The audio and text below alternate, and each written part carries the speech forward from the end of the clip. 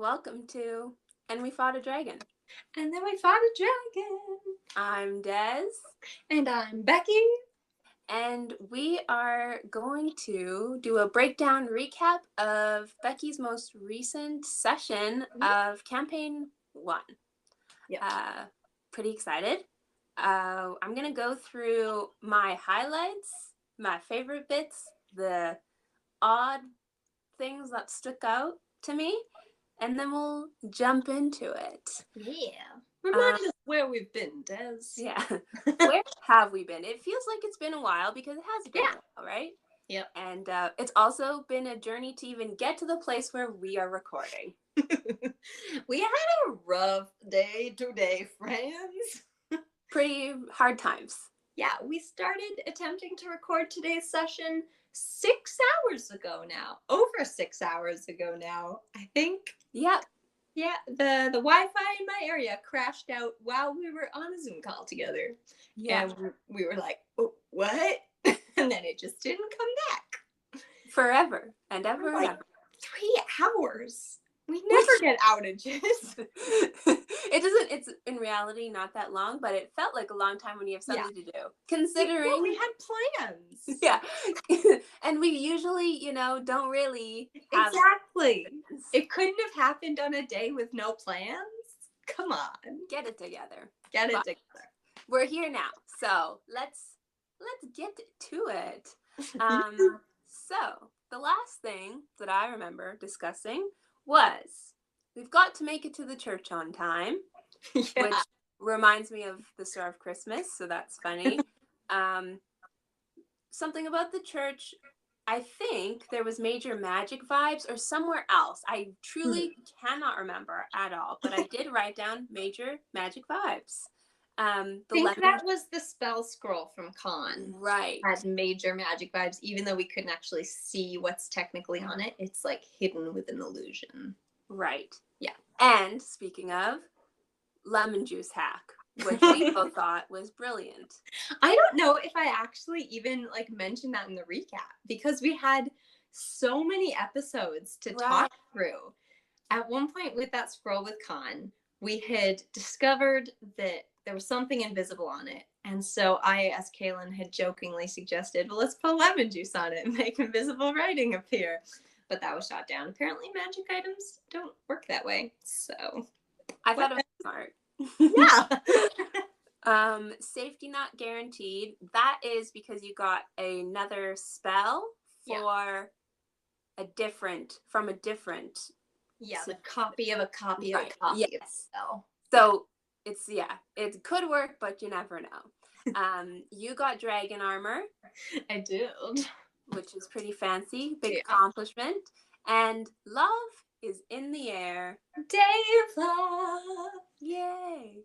So that's what happened last week on and we're fighting dragon. And now we're gonna get into everything that happened this week. Yeah, I had session on Monday this week, and my whole party was so kind and encouraging about our first episode. They've been so sweet. They were all like, oh, we love it. We're so excited. And then at the end of this session, they were like, we're so excited to see what it's like on the podcast. And I'm like, oh no, there's pressure now. The fans are real. I felt a little intimidated and overwhelmed just because truly this was for us, right? But they're so nice about it. Yeah, they're so nice. So I want it to really live up to any expectation they have. So So we had session, which was exciting. And this was kind of a bit of a different session than normal in the sense that we're at the beginning of what may end up being kind of an arc focusing on Selwen's backstory. And so it felt like a lot of yesterday, which was the session, was kind of us in a way following Selwen around, observing while she figured things out, just because she had the history to be interacting with people and situations more. So it felt like we weren't necessarily doing a whole lot, but it was very interesting to watch everything that was going on. So I will share with you what happened. First, before I even met up with the party, I snuck out in the morning early. I knew we were planning on going to Ferrith, Selwen's hometown, and so I snuck out to the post office just to send a quick letter in reply to my mom, because I had gotten a letter from her in the jungle. So sent that off, and then we as a party met up and headed north to Ferrith, which is a small desert town. And as we got closer, it got sandier, the air got drier, kind of thing. And we could see kind of cow and sheep pastures as we were going up. It was about half a day's horse ride up. And we got a bit of information about the town of Ferrith, just in case it was interesting for us. And it was founded about a generation ago by immigrants from Corintha, who just kind of wanted more elbow room, more space. But being on a desert, they needed a water source. So they had brought a water genasi with them who have the ability to create water. And so she lives in the community and just kind of provides them with water, waters their crops and their animals and stuff. How And handy. they provide for her. So handy. So she is their well, essentially. And it's kind of like an old Westy vibe town, other than that, like cowboys and stuff. So Yeah. kind of fun. As soon as we arrived in town, Selwyn was like on a mission. She wanted to get to hers and her mom's house, which totally makes sense. She wanted to see what was going on. She was kind of greeting everybody as we were passing. She really knows everybody in town. And everybody was kind of like almost giving like sheepish looks, as though like, does she know her mom's been taken, kind of thing, like a little concerned about what was going on. So we got to the house, and it's like the soil around it is all churned up and surrounded with footprints and horse prints, and the door is off its hinges and kind of just leant up against the door frame, and like it didn't look like a good time. So not subtle. Not subtle. Bad stuff had happened for sure. Very obviously. Yeah. And so Selwyn rushed in the house, naturally, and we all kind of like followed, but mostly kind of let her do her thing around the house. And it's been like turned upside down and ransacked, like drawers open, furniture turned over and broken. Like they were searching for something, or there was some kind of fight going on, or a bit of both for sure. And so someone's looking around trying to find like not necessarily clues, but like things that stand out to her as being something out of place or that she should note. And as she's in her mom's room, the bedside table, the drawer was kind of ajar, and in the back was like a purple leather bound book. And when she opened it, it had a bunch of spells in it. Mm-hmm. And that was kind of interesting. Notably, most of them were not cleric spells, and her mom was a cleric. And clerics also don't need to write their spells down. They don't use spell books. Yeah. They know all their spells in their head. So it seemed a little weird. So she kept the book, naturally. And we went to the No thanks. Actually, This seems irrelevant. Right? Just discard that plot point. Thank you. Could you imagine, though, the DM just like... Really?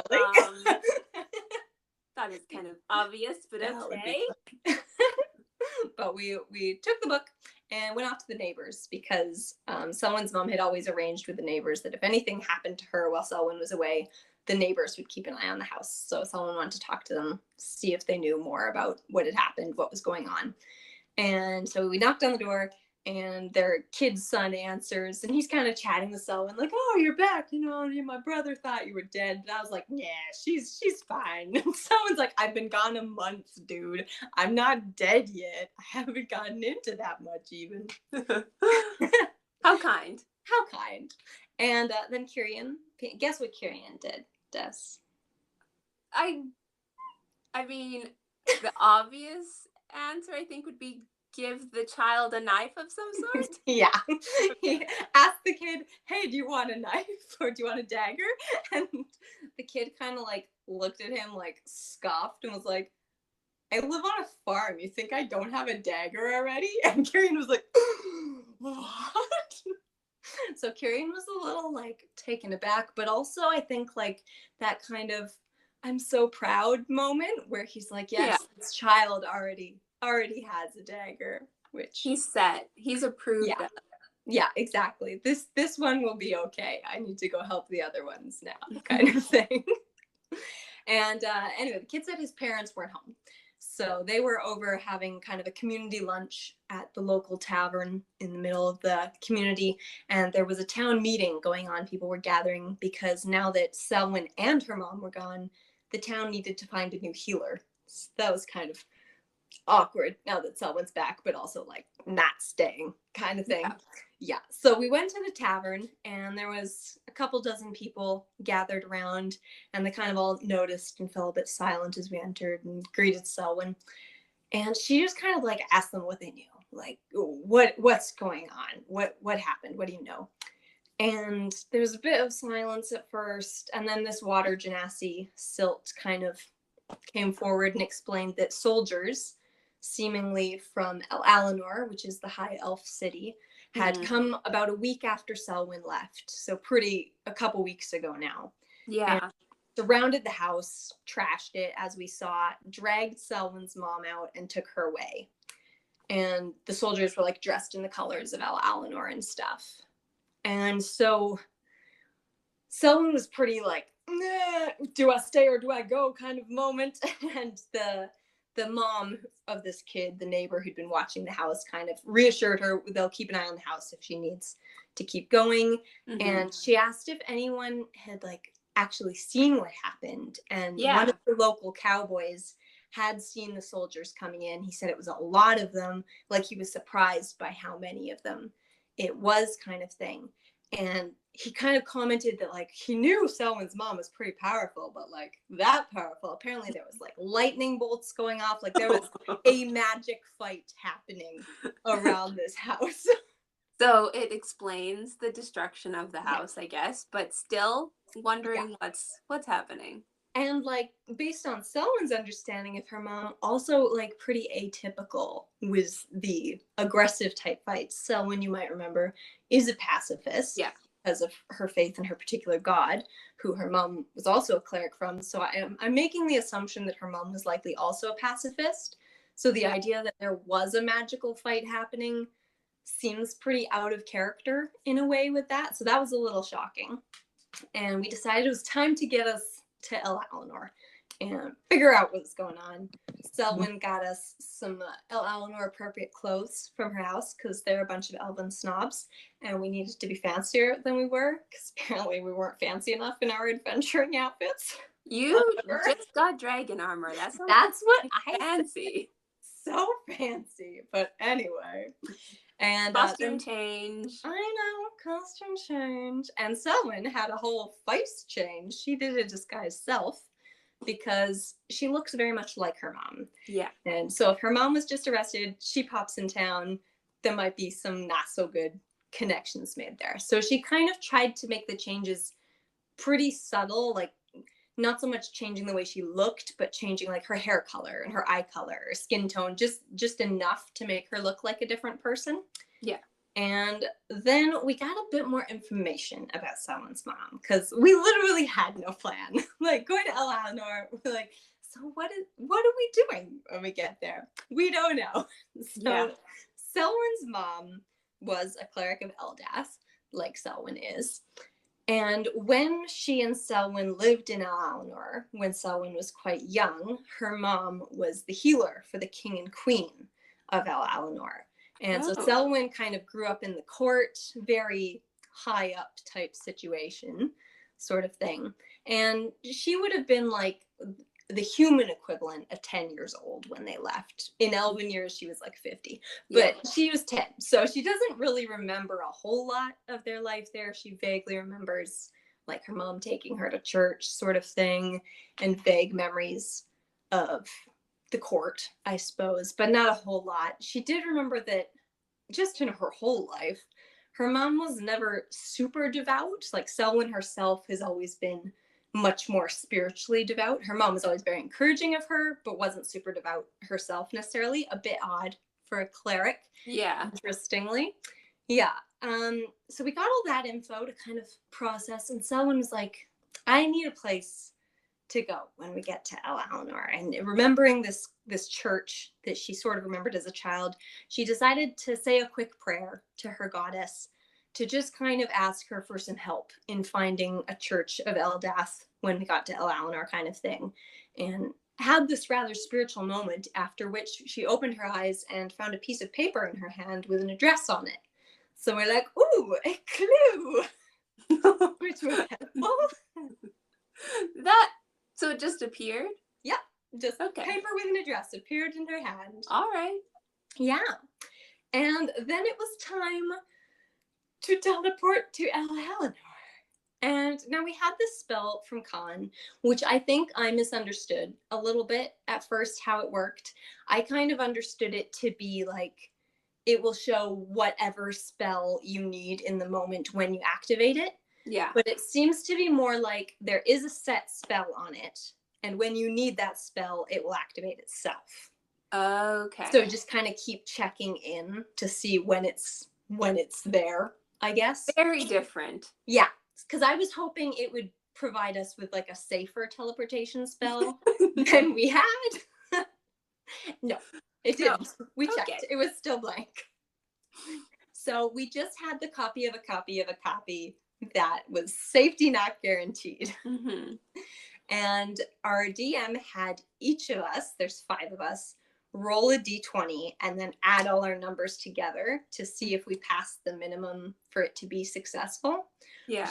Very suspenseful. Yeah, I can imagine. Yeah. So we all rolled, and then she asked us like what each of our characters was kind of thinking about in that moment as we were trying to activate the spell, and what we were focusing on and kind of mentally bringing to the spell. And so Selwen was kind of reflecting on this moment she'd just had with her goddess. Kaylin, I was kind of thinking like Kaylin's grown up in a very human village, kind of trying to be as human as possible. Yeah. And so in this moment of getting ready to go to the high elven city, she started like reflecting on that elven side of her heritage and like what this could mean, and like, is her dad from there, and like various kind of things with that. So just kind of leaning into that elvish end. To clarify, right? Yes. She had no relationship with her father. No, she's never met him. Okay. Yeah. Yeah. So we have no idea where he's from. We don't even know his name, kind of thing. Ava was just like, I can't take another heartbreak. Like after what happened in Crawdon, she's just like, I need this to work so bad. Yeah. And Quinn and Kyrian were just kind of like sending good vibes, sort of thing. Just like, we got this mojo kind of thing. And as we all focused on this, Selwyn starts glowing kind of a light teal color. And then Kaylin starts glowing a faint green color, and like little sand bugs kind of encircle around her feet, and leaves start growing out of Ava's hair. And Kyrian and Quinn just feel very grounded in the earth and very calm in this moment. And as we focused on that energy, there's a big flash, and suddenly we're all drifting in a void, all alone, for several seconds. And then there was like a lurch, and we were thrust forward and out, and appeared standing on a large engraved stone circle in like an ornately decorated room with silver marble walls and like red accents in the veins of the marble, and lots of plants and vines growing in the room. And then Kaylin felt real sick because that was a whole lot that just happened. Yeah, teleporting is intense. Like it's like going. Why am I forgetting? Like in Star Wars, hyperdrive. Hyperdrive. There we go. I was like hyper force, hyperspace. What's the word? Anyways. Yeah, like that kind of moment. Yeah. But did you find out what color you were glowing? What it was the light green with the little bugs around my feet. Oh. Selwyn was teal. We were the only 2 that were glowing a color. The others had other stuff happening. Oh, what was happening to Ava? Leaves and flowers. Right. Okay. Sorry. There. Yeah. Got it. I am back on track. You're in a room. There's we are in a room. Red, ornate. Yeah. Silver marble walls with like red accents in the veins of the marble. You know how marble has those kind of color accents? Yeah. Or red accents mixed in. So like pretty cool, but we were a little like, whoa. And we found out later the AC or whatever you call it for what the number we needed to hit was 55, and we got 90. Oh. So we made it really well. Safety For sure, guaranteed. So guaranteed. We did good. And as we kind of like settled back into ourselves in the room, we noticed there were two guards in kind of like decorative armor is the wrong word, but like not kind of their necessarily fighting armor, like their pretty armor. So I don't know what the word for that is. Yeah. But decorative armor. Just their castle wear. Yeah, basically. Yeah, their formal wear. Yeah. So they had the silver armor. Silver is a big thing in Eleanor. Red capes, helmets with green plumes on them. And they seemed quite surprised that anyone would be arriving right now, and kind of checked a list that they had and confirmed with each other. And no, they weren't expecting arrivals. So we were a little on edge right away, because obviously we're worried Selwen's going to get recognized and things are going to get really bad. So we were all kind of nervous. And they were like, asking us our names and our purpose of visit. And we're like, we're tourists. And like, all freaked out. I don't think we were supposed to be scared of them. We were scared of them though. Okay. And so we gave our names. We claimed that we were tourists. Selwen gave a fake name. Obviously, she doesn't want to be identified as who she is. Yeah. And they were kind of patronizing. Like, they're high elves, so they're snobs. They were a little rude, but I think they were just doing their jobs. They didn't seem to have ulterior motives or anything. I guess they're not being paid to be nice. Yeah, I guess. Or at least not nice to non-high elves. No. They're a little bit see themselves as above everybody else. Well, they are, aren't they? In their eyes, for sure. Yeah. But like, even like logistically height-wise? No, they'd probably be like mid-range. Elves would be a similar height to humans, I think. And then you get like Goliaths and orcs and things who are even taller than that. So, yeah. Okay. With our party, we're fairly tall. We were discussing this actually. A few people are quite short, but most of us are fairly tall. And they wanted to know how long we were planning on staying, which again, we have no plan. We had not discussed. So we were like, a few days. And so they gave us a 3-day like visa, basically, a pass to the city. And then approached with a pad of paper and a small knife, asking us each to like present a finger. And we were like, ugh. And so one at a time, they would prick one of our fingers and press it to the pad. And then a picture of our face would appear as like an ID photo. That's crazy. Yeah. And then they'd write our name and our name for visit and like fill out this visa thing on that paper and then give us a copy of it. So some concern arose considering the fact that like Selwen has a spell on her visual look right now. Like, she doesn't look like her. So her blood will obviously look like her. But we were hoping, because, you know, the pictures are black and white, because she mostly changed colors and tones of things, hopefully it would be okay. So she did her finger and it was okay. It seemed close enough that they didn't raise any flags immediately. That's yeah. So that was a relief. And then they pointed out the Office of Tourism for us and then sent us out into Eleanor. So we were in the High Elf City. And then we got a little information about Eleanor. So it's one of the most ancient cities in the whole world. Elves have extremely long lifespans, like hundreds to thousands of years kind of thing. So their city has been around a long time. They're ruled by King Faerith and Queen Vashti, who I got the impression have been ruling for a number of generations. They're quite old. And again, generally they're snobs. They see themselves as better than everybody else, partially because their leaders do live longer. And so their reigns can be longer, and that prosperous era can be kind of carried on longer than with the human turnover of lifespans kind of thing. Mm-hmm. And it's got lots of those white silver towers. It's known as the Silver City sometimes. And they're big on export of magic items. A lot of the elves tend to be skilled in magic. They're quite near the Academy of the Arcane, Lockney, which Miss Cassandra Blackwell got expelled from. Yes. They're quite near the Academy, and 70% of the students are elves from El Alenor, mainly because they start training their kids like as toddlers. Like they've got prep schools basically Got for magic magic. babies. Yeah, you train them up as fast as you can and shove them into Lockney, sort of thing. So they're known for like exporting magic items around the realm a little bit. And so we were walking around, and there's lots of different kinds of elves, lots of tall elves, short elves, all different color elves, but really only elves. There wasn't anyone else, which was kind of interesting. A lot of the other towns we've been to has been quite a mix of races, but El Alenor is Not the most diverse. yeah. So a number of us are half elves. Kirian's obviously a tiefling, so stood out a little bit maybe, but not too bad. People were mostly kind of ignoring us, which was good.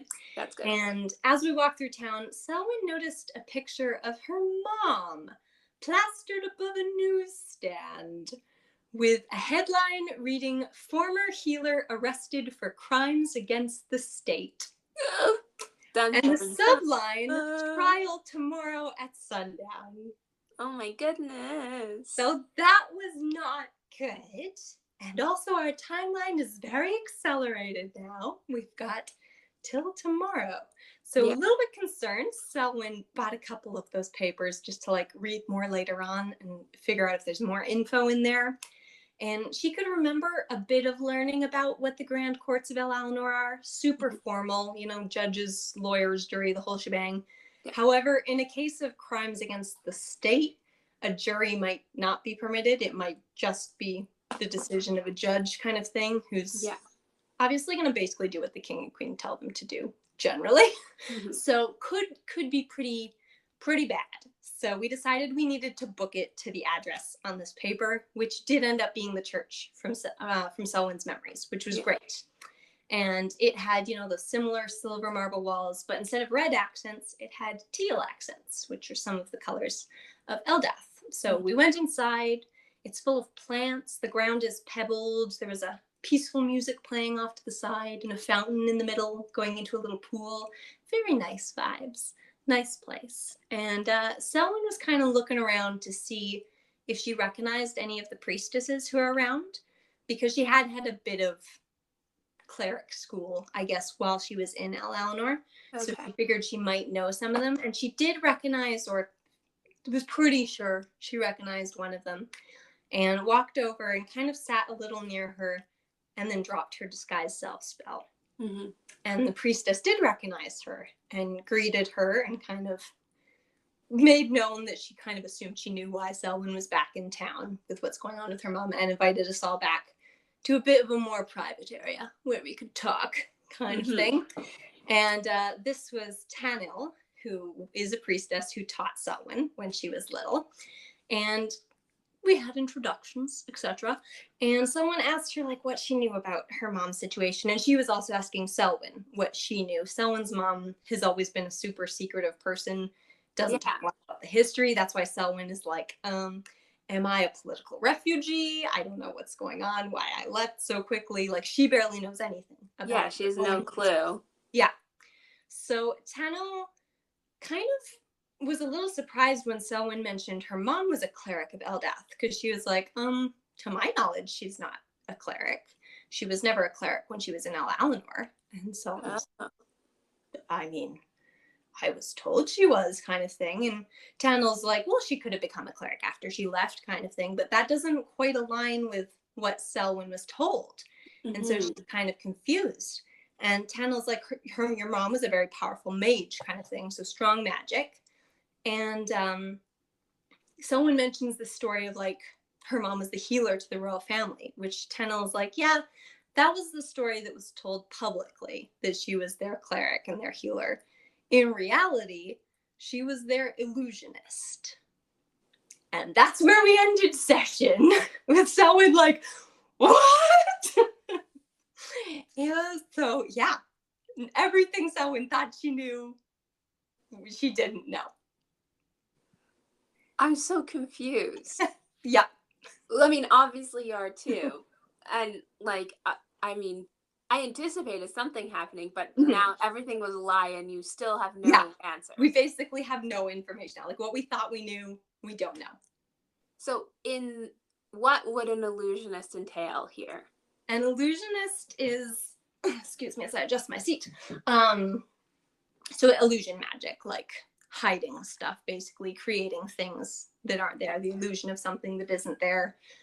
Yeah, either presenting or taking away something, I suppose, to present a certain image.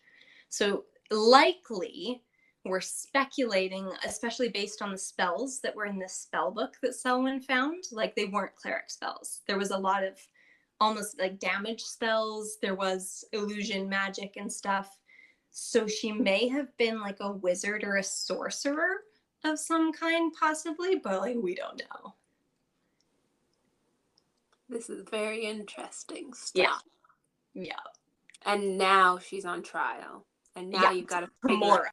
We Yeah. gotta figure it out fast. Wow. Yeah. It's so interesting, the jump, like from, one thing to another Mm-hmm.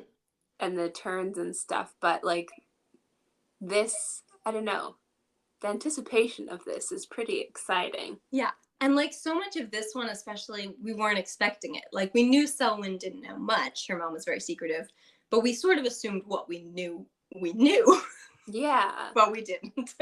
Yeah. Yeah. Because you're going into it being like, well, we don't know very much, but at least we know Yeah. this and this and this, such and such.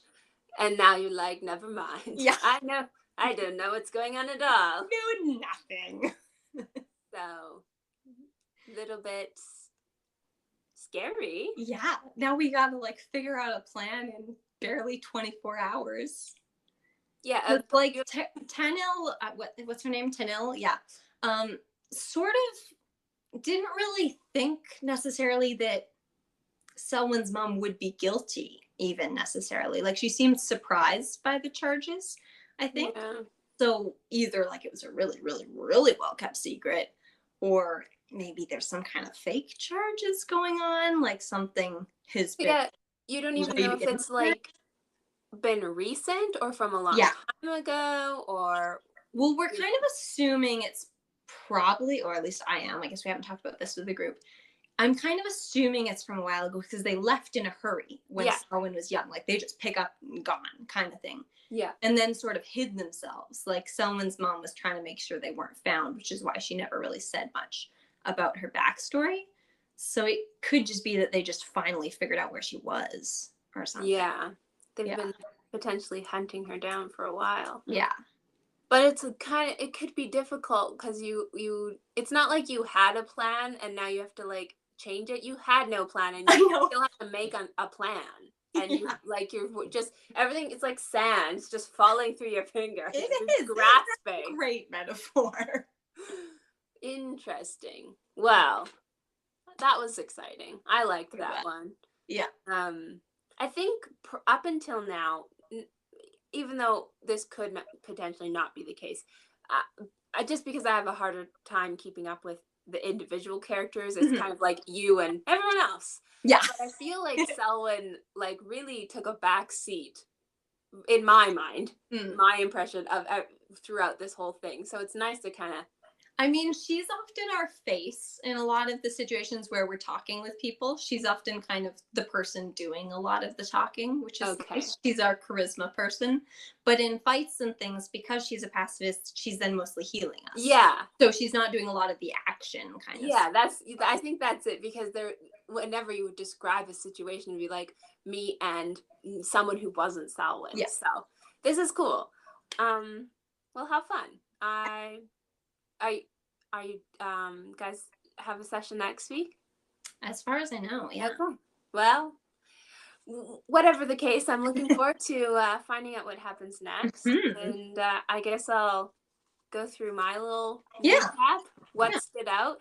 I think everything stood out. I had a hard time. I was like, this seems important. This seems important. Right. This seems important. But we don't even know yet. Yeah, I think that was it. It was because usually there's sort of, not that you tell me the plan, but if you already have a plan, the way that you describe what's going on follows such, like, even if you're not trying to tell me the ending, I can kind of get what you're alluding to and being like, oh, this is definitely important. But now you're like, I don't know. We have no plan. Here's some words. This is interesting, I guess. Okay, let's go through it. So you had some town history. Um, no subtlety in the abduction. The house was destroyed. There was a spell book. There was a dagger offering. That was just a funny little bit. I enjoyed that. You found out it was elves. The elf intrusion. I love that. I mean, that's what it was, right? There's our episode title. And then there was an elf intrusion. Because I mean, they weren't invited. No one wanted them there. No. Intruded in, destroyed the house. Yeah. Took the town healer. Yeah. Not nice. Now everyone's sick. Yeah. Rude. Everyone has a sinus cold. Can you imagine? That's what's going on. We just have That's the big bad that we're fighting for this arc. Actually, it's the sinus cold situation. We just gotta get her back because I am congested. Yeah, that's it. Costume change. Random appearing clue. Well, not random. I shouldn't say random, but when Selwen did her prayer. Oh, okay. The address. So definitely not random. It was intentional. But it appeared kind of out of nowhere. I didn't really think that there could be like a physical response to something. I thought maybe she'd get like an impression, or when we got there, she'd just like, again, have a gut feeling we should go this way, but like an actual physical thing. Like, kind of interesting. It's literally the most certain thing of this whole totally. That is the most guaranteed out of everything. We're going. Imagine if we didn't go to the address. We were just like, I don't know, seems sketchy. Maybe, who knows? Like, let's do our thing first. It can be our backup plan. What if it's not even there anymore? Together it's demolished. That would be rough. That would be kind of funny, though. The whole plan was to get to this one place. Never mind. Crap, we have no plan again. Then hyperdrive, safety guaranteed. Yeah. Lots of tingly feelings, little wooziness. Yeah. I almost threw up. We had to roll constitution rolls to see like how we fared after our first teleporting. And I rolled very poorly. I was not doing very well. Just everyone's like, okay, let's go, and you're like, oh God. I got it. Just gotta throw up quickly, guys. No big deal. You ended up in a fancy place with fancy elves, and they took your blood IDs. Yeah, that was trippy. Which is uncomfortable. Like, that's kind of cool, but like it's more, I guess it's cool when you're like, yes, this is a make-believe world and none of this is real. And like, don't think about it too hard. No, don't think about it too hard. But it's cool. You found out there's a trial at sundown for Selwen's mom. Yeah. Made a little church visit, found out some info, but you also mostly just found out everything was a lie and you don't know anything. All our info is just taken away. Really? The last thing I wrote was, it was all a lie. It was all a lie. It's true. This is very sad. So. Yeah. Cliffhanger, though, which is exciting. Pardon? The cliffhanger, though, which is exciting. Yeah, it is exciting. Yeah. There we go. Got some, it feels like a little more political intrigue now on this one, which is kind of the other campaign bleeding over in sort of the themes, which is kind of fun. Definitely. I'm excited. I think that, I don't know. I one thing I definitely don't do is like, I don't have a set of, I really just insert myself into this so confidently.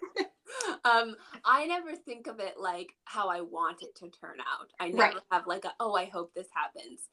I'm very much just waiting and seeing. But I think this time round, I'm like, maybe I do have some ideas about what could happen, but we won't find out till. We're hoping that, like, obviously, we're hoping Selwen's mom is innocent. Yeah. really, and that she's not secretly bad and we're gonna have to fight Selwen's mom. Like, what if Selwen, or out of character, pointed out, like, what if her first offensive spell, her first fighting damage spell, is against her mom? Like, if we have to fight her mom, That's how literally what I awful was would that be? thinking. That's literally Yeah. how I was like, oh, I hope she's bad. And like, that's exactly what I was thinking. You're hoping she's bad?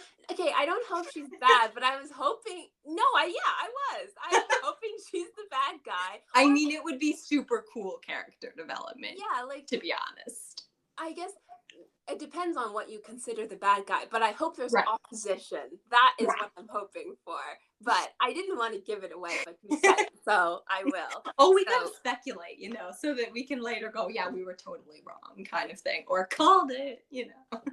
But I think one thing for sure is you and I will probably very often be on different pages. I mean, we have Kyrian as an example for that, Yeah. really. And it's not like I don't agree with what you like think. It's just that we definitely go in different paths. Yeah. And sometimes maybe end up in the same place, but probably not. So I'm excited. I think I'm always leaning towards the bad guys.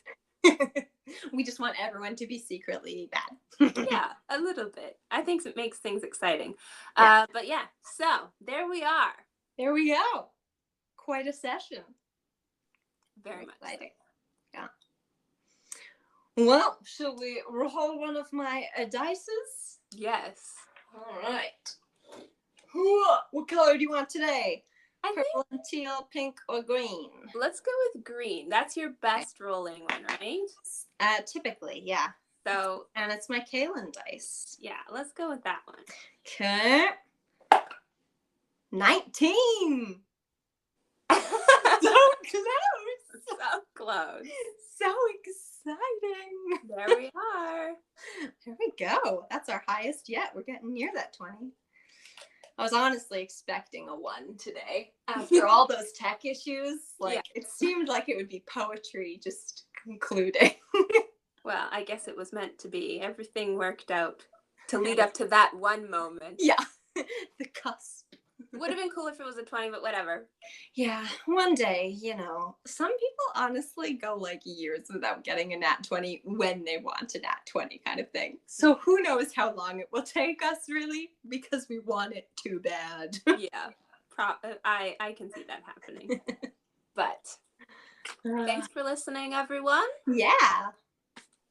And we'll have another session out on Saturday for campaign 2. So stay tuned for that. It's a good one. It is a good one. Yeah. All right. Well, have a good rest of your week. Bye. Bye.